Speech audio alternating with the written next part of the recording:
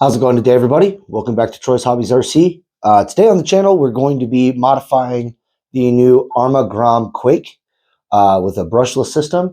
We're going to be taking the brushless system out of this HoSpeed Pioneer. It has a 4000 kV brushless motor and a 2-in-1 ESC, 50 amp ESC. So we're going to be taking all that out of this and putting it into the Quake. And then we're also going to be taking the wheels and tires off and putting them on the Quake as well. And then if we have time today before the weather rolls in, we will try to get this thing out for a run.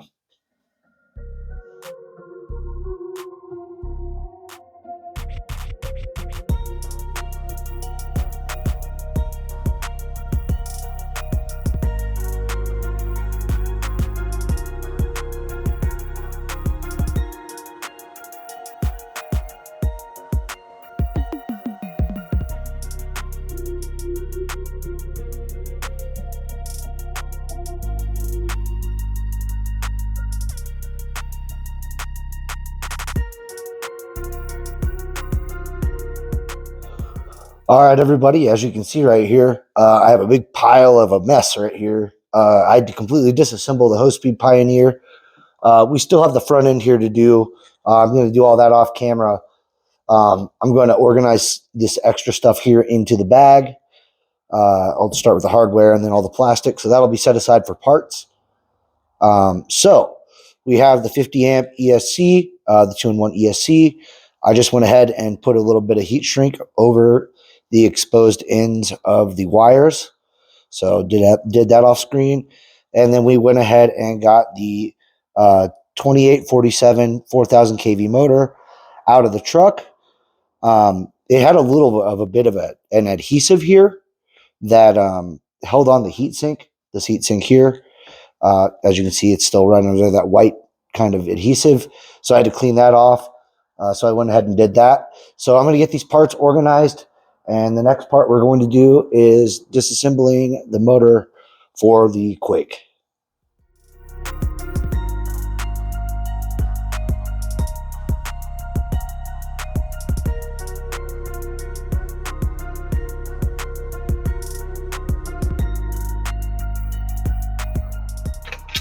All right, everybody. It's actually a couple of days later here. We ran into a bit of a snag in this build. Something I just want to explain to you guys here really quick. Let me grab the brushed motor here. The shaft on the brushed motor is a smaller shaft than the brushless motor. Okay, so what we were running into here was that the stock pinion was not fitting on the shaft of the new motor here. It's just too small of a diameter. So what I was initially going to try to do was bore out the hole. And unfortunately, while I was doing that, the bit broke off inside of the pinion. And it marred up the grub screw, and it was just a big mess. So what I ended up having to do was order some Mod 0.5 pinion gears with a 3mm hole, 3mm bore. You can get these off Amazon. If I can find them, I will put a link to them in the description for you guys. Just so you guys know, you do have to use a 13 tooth. So we're going to put this all back together, get this all sorted out, and test fit this, make sure everything goes back together seamlessly, and then we will start the final reassembly of the truck.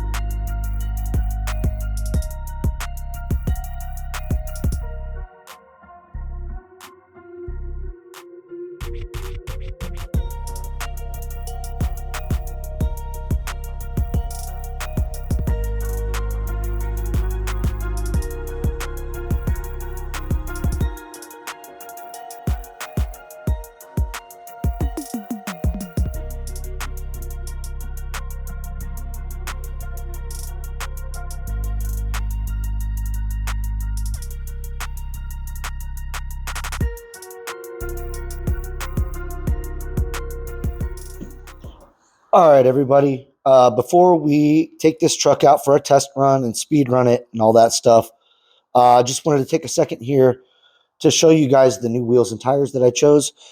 These are the wheels and tires off of the HoSpeed Pioneer. They're a direct fit onto the Arrma Grom. They fit beautifully. But one thing I wanted to show you guys and why I chose these, let me get on here and get this scale balanced out. Here we're zeroed out. So the stock the Quake Grom wheel and tire weighs in at 1.8 ounces, which is 52 grams. 52 grams, if you guys didn't hear that. 1.8 ounces, 52 grams. The HoSpeed Pioneer wheel weighs in at 2.1 ounces, or 60 grams, 59 to 60 grams. So as you guys can see right there, these wheels are very, very close in weight.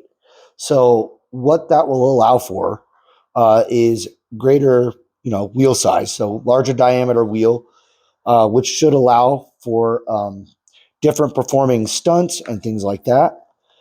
But they're also nice and lightweight, so they shouldn't strain the steering servo too bad. So it should keep the steering servo alive just as long as the stock wheels and tires would. So that's one benefit to having these lightweight wheels. The third benefit to these is kind of an unseen one. These wheels and tires are actually beadlocks, and there's no foams in them, so they're completely air-filled, which for different stunts and different jumping characteristics could lend itself to some very interesting handling characteristics and different stunt abilities and things like that. Because these tires are air-filled with no foams, they should actually add to the bounce of this truck just a little bit. So we're going to get this truck powered up. We're going to test it out. And then tomorrow in the daylight, we're going to get this thing out and do a little bit of running with it. All right, guys, it's a moment of truth here. Let me grab the transmitter. We went ahead and switched out to the HoSpeed transmitter here. Just your basic 2-channel transmitter. Nothing crazy. So let's go ahead and plug in the 2S Dean's battery and see what we get. We are plugged in. All right, power switch. And all right, powered on. And we're going backwards. Let me switch the servo around here.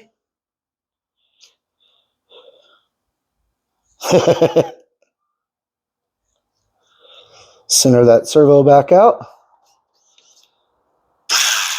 All right, and we are traveling backwards just a touch. So let me swap to motor wires here. Power it down. We're just going to switch red and yellow here real quick. There we go. All right, let's try this again.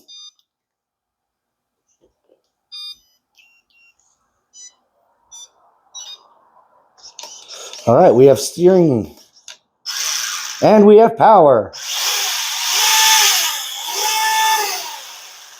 Awesome.